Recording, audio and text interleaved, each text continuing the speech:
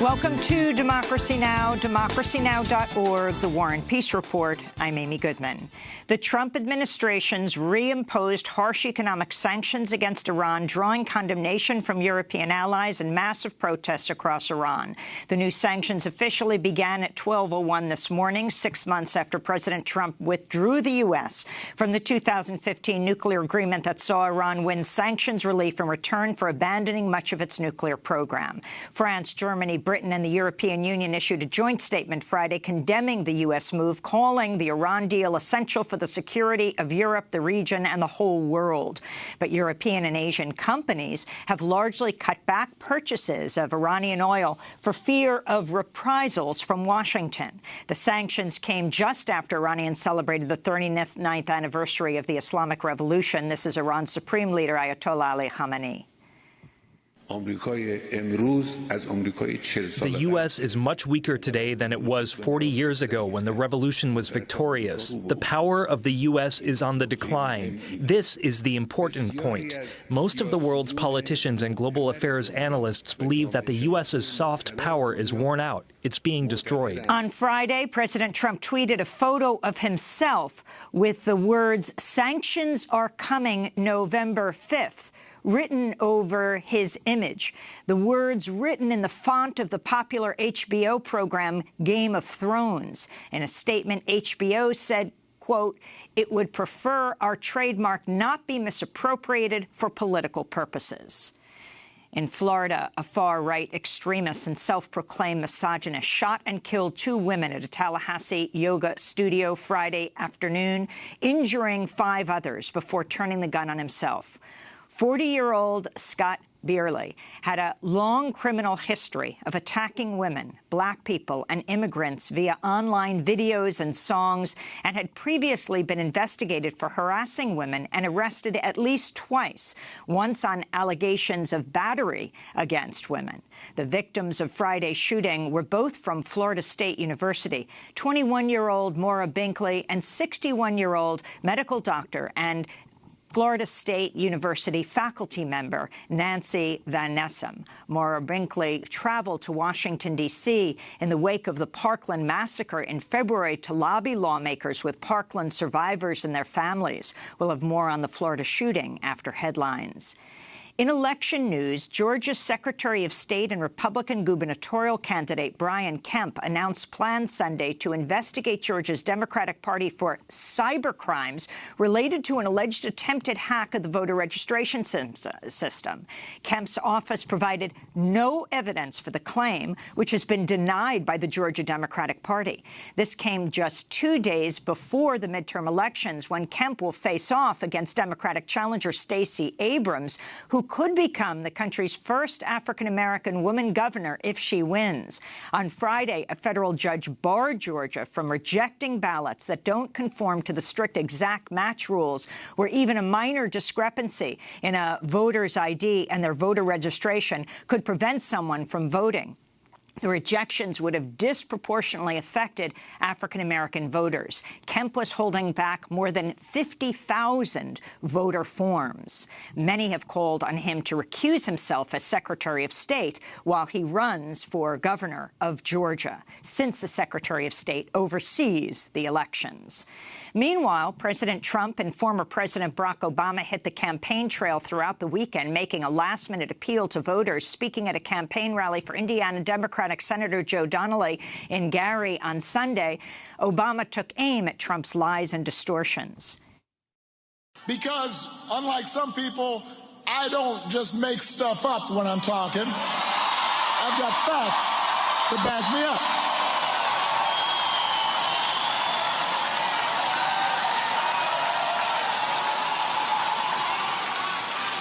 I believe in fact-based campaigning.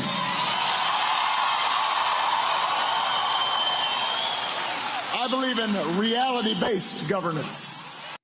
Joe Donnelly is one of the Democrats fighting to retain his seat in the U.S. Senate, along with North Dakota's Heidi Heitkamp, Florida's Bill Nelson, and Missouri's Claire McCaskill, New Jersey's Bob Menendez, and Joe Manchin of West Virginia, all Democrats. Meanwhile, reports show Kansas Secretary of State and Republican gubernatorial candidate Chris Kobach has received donations from white nationalists and has had ties with far-right groups for at least a decade. Kobach is in a tight race against Democratic opponent Laura Kelly in what's considered a reliably red state. As Kansas Secretary of State, Kobach has come under fire after the sole polling place for Dodge City was moved outside of the town, disproportionately affecting Latino voters, not near public transportation.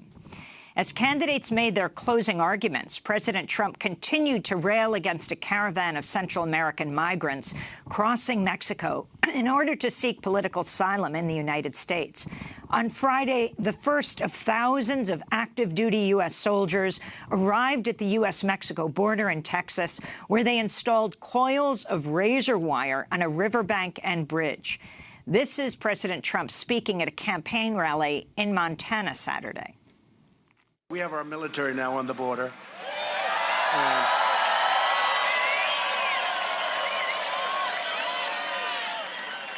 And I noticed all that beautiful barbed wire going up today. It was barbed wire used properly can be a beautiful sight. CNN reports Pentagon leaders rebuffed an order by Trump to have the military act as law enforcement on the U.S.-Mexico border. Such a move would violate the Posse Comitatus Act, which bars soldiers from taking on a domestic police role. Meanwhile, NBC is under fire for airing a racist political ad paid for by President Donald Trump's campaign during its broadcast of Sunday Night Football. The ad features a Mexican man, Luis Bracamontes, who was convicted of killing 2 California deputies earlier this year. In the ad, he's seen smiling and saying, "I'm going to kill more cops soon." The ad blames Democratic Party immigration policies for the killings. But the Sacramento Bee reports Bracamontes was deported during the Clinton administration, later returned to the U.S. during the George W. Bush administration. In the late 90s, Bracamontes was arrested on drug charges in Phoenix, Arizona, but later released for unknown reasons under anti-immigrant Sheriff Joe Arpaio. Nigeria's military has pointed to Donald Trump's words to justify its deadly shootings of protesters last week in the capital, Abuja. Amnesty International reports more than 40 members of the Islamic movement of Nigeria were killed last Monday during a peaceful demonstration demanding the release of their jailed leader. The Nigerian military's official Twitter account initially posted, then later deleted a tweet reading, "Please watch and make your deductions." It was accompanied by video of Trump warning soldiers should shoot migrants who throw rocks. The United Nations is warning the U.S.-supported Saudi-led assault on Yemen is contributing to the death of a young child every 10 minutes. Gerd Capillere of the UN Children's Fund, known as UNICEF, warned Saturday that a Saudi assault and blockade on the port city of Hodeidah is increasing shortages of food, drinking water, and medicine. Today, every 10 minutes in Yemen, a child is dying from preventable diseases. Today in Yemen, 1.8 million children under the age of 5 are suffering from acute malnutrition. 400,000 of these children are suffering the life-threatening form of severe acute malnutrition. The UN now says some 14 million Yemenis are on the verge of famine and 1.2 million suspected cases of cholera, over 2,400 cholera-related deaths since an outbreak began last year. The Trump administration continues to support the Saudi-led coalition with weapon sales, intelligence sharing, and mid-air refueling missions for Saudi coalition bombers.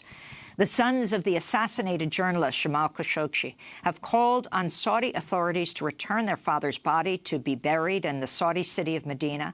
Their appeal came as Turkish media reported Khashoggi's dismembered body parts were smuggled out of Turkey in 5 suitcases after Khashoggi was killed by a squad of Saudi hitmen inside the Saudi consulate in Istanbul on October 2nd. In Pakistan, violent protests have erupted over the acquittal last week of a Christian woman sentenced to die for the crime of blasphemy. Asia Bibi spent almost 8 years on death row until she was acquitted by Pakistan's Supreme Court Wednesday. Her lawyer has reportedly fled Pakistan in fear for his life. She was convicted of insulting Islam in 2010 after Bibi argued with a pair of Muslim women who refused to drink water from the same container as her. In Egypt, gunmen fired on a pair of buses carrying Coptic Christians Friday, killing 7 people, including 6 members of the same family, and wounding 18 others. The Islamic State claimed responsibility for the massacre in Minya province, south of Cairo. Egypt's Interior Ministry claimed Sunday its officers fought a battle with the gunmen after the assault, killing 19 of them. On Saturday, mourners at a funeral for the victims protested when a bishop thanked security forces for protecting their church. Scores of Egypt's Coptic Christians have been killed in similar attacks in recent years. In Afghanistan, the Pentagon says Utah National Guard Major Brent Taylor was killed in action Saturday after an Afghan army commando he was helping to train turned against him. Taylor was 39 years old, had taken a 1-year leave of absence as mayor of North Ogden, Utah, to deploy to Afghanistan. His death came as the Inspector General for the Pentagon's war effort reported Afghanistan's government continues to lose ground to the Taliban, with Kabul's influence reaching just over half of Afghanistan's district. Voters in the South Pacific archipelago of New Caledonia have rejected an independence bid and will remain in French territory. About 175,000 people were eligible to cast ballots in Sunday's referendum, which would have made New Caledonia the world's newest nation.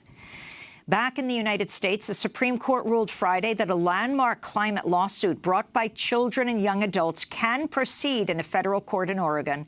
The 21 young activists launched their lawsuit under the Obama administration. They argue the federal government has failed to take necessary action to curtail fossil fuel emissions, violating their constitutional rights. To see our many interviews with the children, you can go to democracynow.org. A federal court has denied a bid by the Justice Department to halt a lawsuit accusing President Trump of violating the U.S. Constitution's ban on receiving bribes from foreign powers. The suit accuses Trump of violating the Foreign Emoluments Clause of the Constitution by receiving payments from foreign governments through the Trump International Hotel in Washington, D.C., and other establishments around the world. The lawsuit could force Trump to reveal financial records, including his income tax returns, which Trump has refused to make public. In New York, 26-year-old James Polite was arrested and charged with hate crimes Friday night for vandalizing a Brooklyn synagogue and other targeted acts against the Jewish community.